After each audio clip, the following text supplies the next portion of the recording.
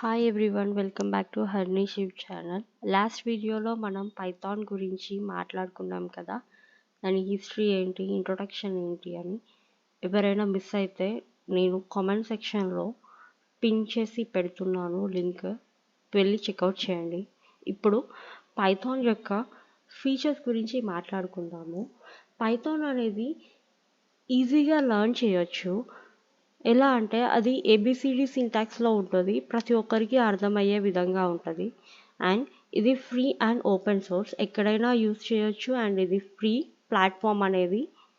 ఇంకొకటి లైబ్రరీస్, ఇక్కడ standard libraries use చేస్తాము. చాలా కామన్ టాస్క్ సాల్వ్ చేయాలన్నా స్టాండర్డ్ లైబ్రరీస్ యూజ్ చేసి ఫ్రాక్షన్ ఆఫ్ సెకండ్స్లో సాల్వ్ చేసుకుంటాము. ఇది procedure and object oriented language అన్నట్టు.